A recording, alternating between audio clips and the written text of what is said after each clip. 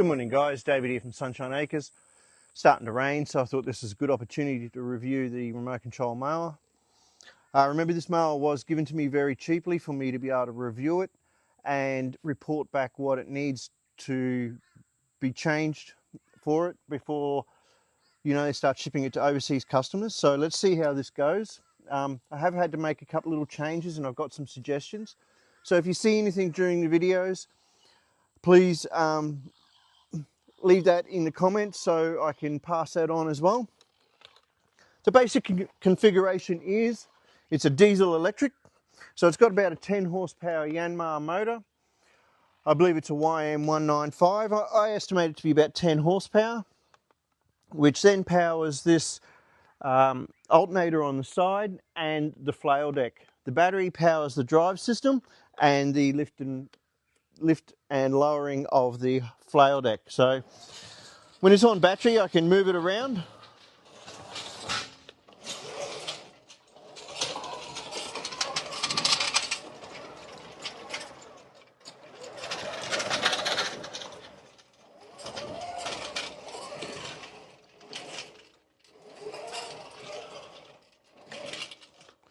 Lower and raise the deck.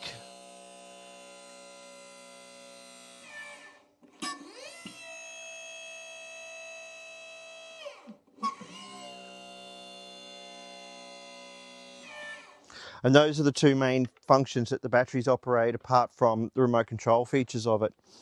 Unfortunately, this model doesn't have remote stop. You still have to use the throttle to stop it, or remote start. Some of the upgrades I'd like to see is a electric clutch, so I can turn it off and on when needed. I can hear something.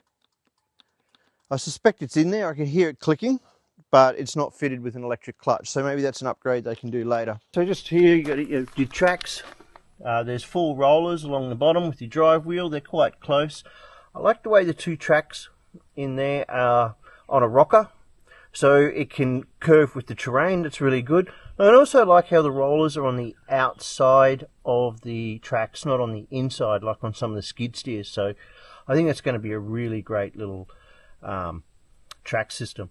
The rollers are pretty cheap, that's for sure. I'm not sure how long the bearings can go, and they're all sealed bearings, but they do look like they'd be quite easy to replace. And they're probably just standard wheel bearings, I imagine, from any bearing suppliers. The wheels are a direct drive, so there's our electric motors, and they're quite bloody big, into a gearbox. I think that's just a bracing thing. There's no actual drive between the two because they run independently. There's our motor.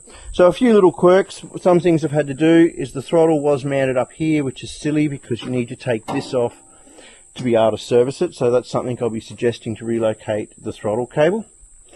The start button was mounted to the motor and it would vibrate loose and it was hot to get to, so I've relocated that. That's another suggestion. I think they need a pipe from here to the outside of the machine. I'll show you why when we get round. Apart from that, it's pretty good. The motor could probably be put on rubber mounts. That would probably be nice. It does shake the whole machine a lot. Moving around, the deck's pretty thick. I'm pretty impressed with that. These supports are quite heavy duty.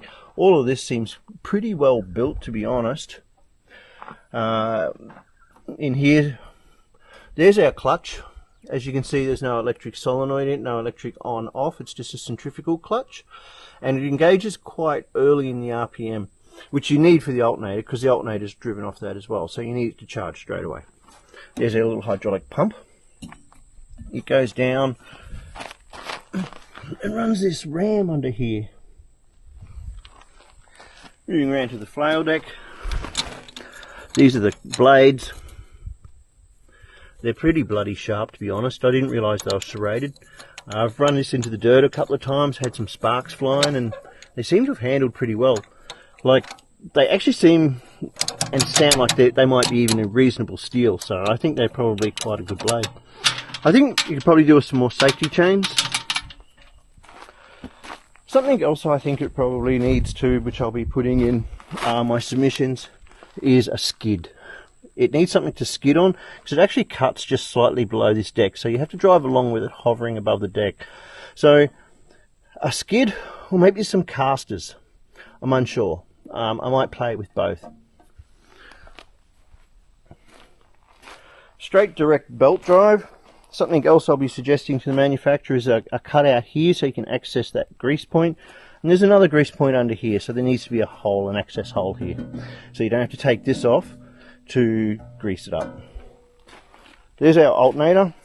I don't see any information on it. I don't know how big it is. Oh, there is something under there. It says it's 56 volt, 50 amp. Little Yanmar motor. And obviously our battery pack's in there. I haven't taken the back off this to look at the battery pack. That'll come soon. I have changed the oil. In order to change the oil, you have to take the top off. And there are some removable side panels down here, which I think could be a bit of a pain in the ass as well. But I think all this is designed to try and keep the grass out of the insides here, which it doesn't do that well, but does a little. Most of the grass is coming through the front here, so maybe it needs a flap all the way through. Definitely needs the pipe out here, because you can see when it hits the governor it starts to chuff or create a bit of soot. It's getting in here. All in all, it seems to work pretty well. Let's fire it up.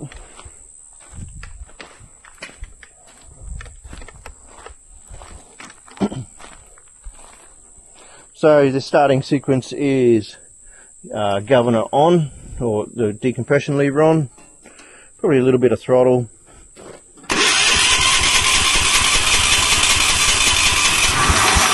Maybe a bit more.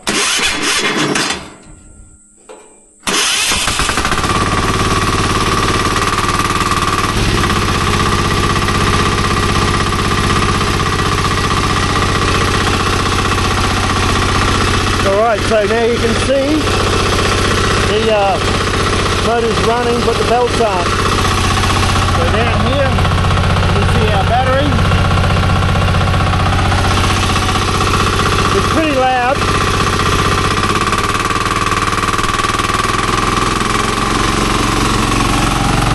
And we're up there at 50-something volts. You can see it's charging.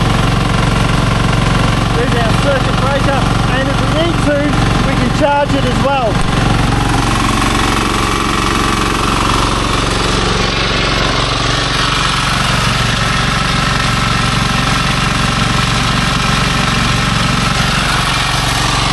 As you can see,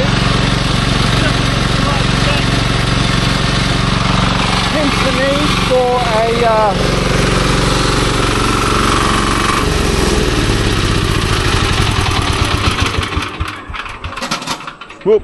a hence the need for a skid or a slide. It's pretty loud. You need to wear earmuffs if you're anywhere near close to it. So that's pretty typical of these little Chinese diesels. It's actually better since I've changed the oil. Changing the oil is quite difficult. There is a cutout on the front for the drain, but there's actually no drain on that side. It's on this side, of course. So I just removed the oil with an oil extractor, a vacuum pump, and then replaced it. It seems to take about 1.5 to 1.8 litres at a guess.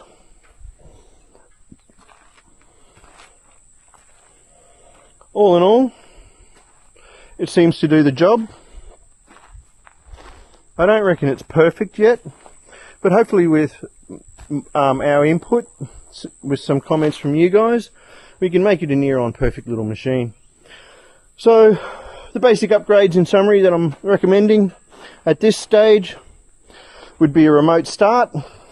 That would be pretty handy, so you can start it if you stall it. An electric clutch. Relocate these guys up to here. Some cutouts over here, some skids on the front, and maybe some longer chains on the front. I'm not sure. Thanks guys for checking out the mower. Remember to like and subscribe, it helps us out. We've got a little Facebook group, Chinese Remote Control Mowers. Come and join that. Hopefully you've got one as well. I'd love to see all the different models. I want to know everything about them. I'm kind of hooked and addicted. I think the next time I'll get a bigger one. I just want them all. So yeah, come join our group, share what you've got, share your experiences, and love to see you. Thank you.